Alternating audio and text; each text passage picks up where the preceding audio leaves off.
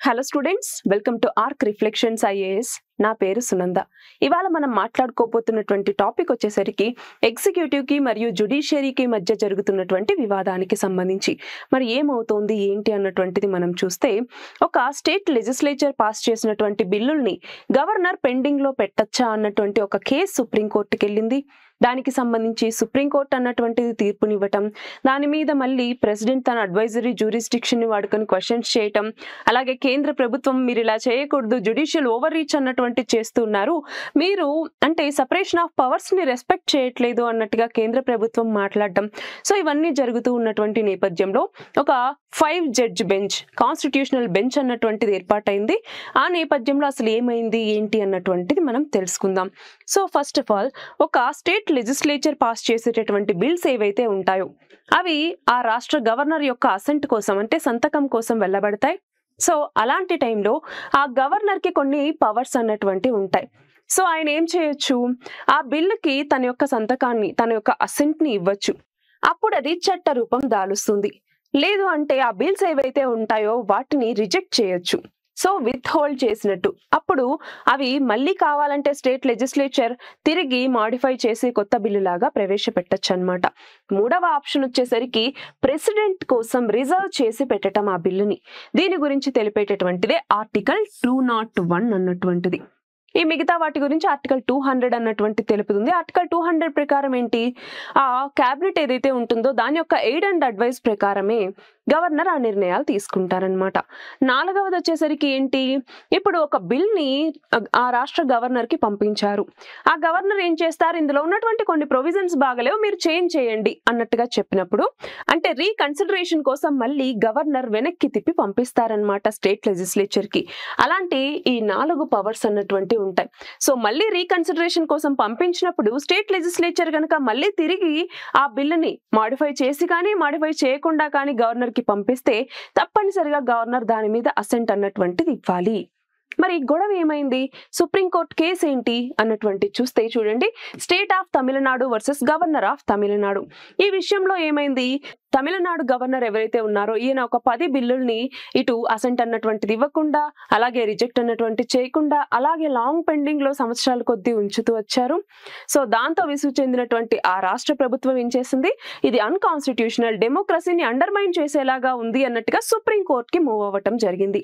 So ఈ కేసులో supreme court మరి ఏమని చెప్పింది అంటే, ఒకటి గమనించాలి, ఏమని, ఆర్టికల్ 200 మనకి ఏదైతే ఉందో దీని ప్రకారం స్టేట్ క్యాబినెట్ అన్నటువంటిది గవర్నర్ కి అడ్వైజ్ ఇస్తుంది.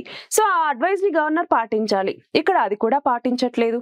అలా కాకుండా బిల్స్ ని సంవత్సరాల కొద్దీ పెండింగ్ లో పెడితే, అంటే ప్రజలు ఎన్నుకున్నటువంటి ఒక ప్రజా ప్రభుత్వం తీసుకొచ్చినటువంటి ఒక బిల్లుని సంవత్సరాల కొద్దీ పెండింగ్ లో పెట్టడం అన్నటువంటిది కరెక్ట్ కాదు, ఇది అన్కాన్స్టిట్యూషనల్ అన్నట్టుగా సుప్రీంకోర్టు చెప్తూ కొంత టైం లైన్ ని విధించిందనమాట. ఎలాంటి టైం లైన్ ఇక్కడ చూడండి. ఫర్ ఎగ్జాంపుల్, గవర్నర్ ప్రెసిడెంట్ కోసం ఒక బిల్ ని రిజర్వ్ చేసి పెట్టారనుకోండి, అది కూడా ఆ క్యాబినెట్ యొక్క ఎయిడ్ అండ్ అడ్వైస్ తో. అలా రిజర్వ్ చేసి పెడితే ఆ బిల్ మీద నిర్ణయం తీసుకోవటానికి 1 మంత్ టైం అన్నటువంటిది ఇవ్వటం జరిగింది. అలానే ఒకవేళ ఆ క్యాబినెట్ యొక్క ఎయిడ్ అండ్ అడ్వైస్ తో కాకుండా నార్మల్ డెసిషన్ తీసుకోవాలంటే 3 మంత్స్ గడువుని ఇవ్వటం జరిగింది. అలా కాకుండా మనకి రీకన్సిడరేషన్ కోసం పంపించినప్పుడు, మళ్ళీ ఆ రీకన్సిడరేషన్ తర్వాత స్టేట్ లెజిస్లేచర్ బిల్ ని పంపించింది అనుకోండి, అలాంటి విషయంలో నిర్ణయం తీసుకోవటానికి 1 నెల రోజుల పాటు గడువుని ఇవ్వటం జరిగింది. సో ఇది నిర్ణయాలు తీసుకున్నారనమాట. అయితే ఇక్కడ మనం ఒకటి గమనించాలి, జ్యుడిషియల్ ఇన్నోవేషన్ ఇక్కడ తీసుకొచ్చారు.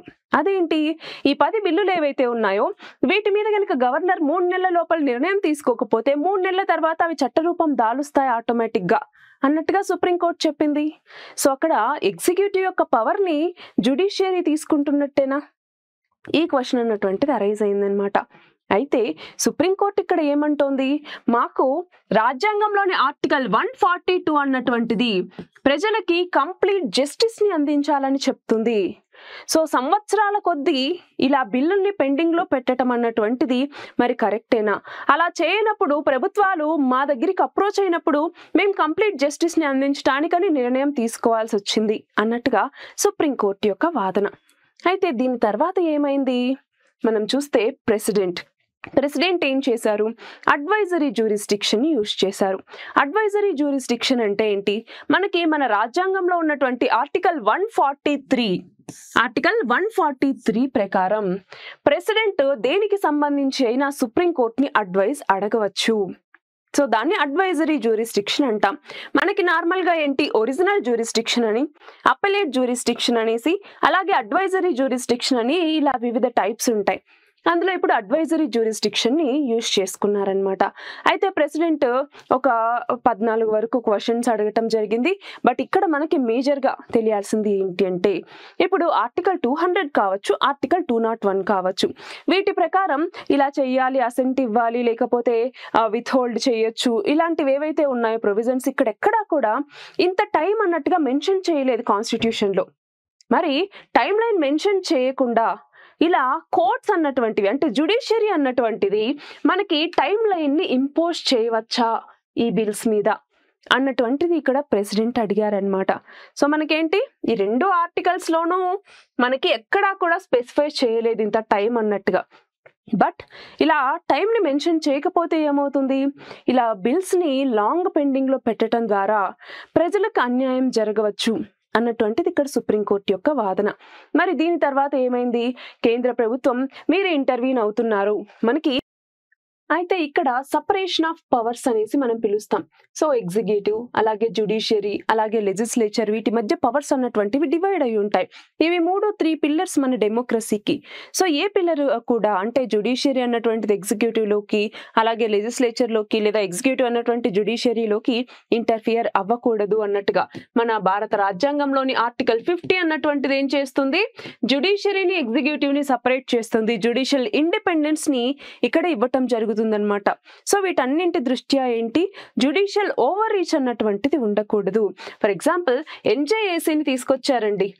ఎన్జేఏసీ ఏంటి, కొలీజియం ప్లేస్ లో ఎన్జేఏసీ అనేసి తీసుకొస్తే 2015 లో సుప్రీంకోర్టు ఏం చేసింది, ఎన్జేఏసీ అన్నటువంటిది చట్టబద్ధం కాదు, అన్కాన్స్టిట్యూషనల్, ఇది వాయిడ్, దీని బదులుగా కొలీజియం సిస్టమ్ అన్నటువంటిదే ఉంటుంది అన్నట్టుగా తీర్పిచ్చింది అనమాట. సో ప్రజాప్రభుత్వం ఎన్నుకున్నటువంటి ఒక ఏదైతే చట్టం ఉందో దాన్ని బేస్లెస్ గా కొట్టివేయటం అన్నటువంటిది ఎంతవరకు కరెక్ట్ అన్నటువంటిది ఇప్పుడు కేంద్ర ప్రభుత్వం యొక్క వాదన. బట్ ఇది కరెక్ట్ గా లేదు అన్నటువంటిది సుప్రీంకోర్టు యొక్క వాదన. ఇలా వాదోపవాదనలు అన్నటువంటివి జరుగుతూనే ఉన్నాయి. మరి వీటికి సంబంధించి చర్చించడానికి ఒక 5 జడ్జి బెంచ్ ని ఏర్పాటు చేశారు. మరి ఈ బిల్స్ కి సంబంధించి ఇలా టైం లైన్ ని విధించవచ్చా లేదా, లేకపోతే ఏం నిర్ణయం తీసుకుంటారు అన్నటువంటిది మనం వేచి చూడాలి. సో ఇది ఇవాల్టి మన article. All the very best and thank you very much.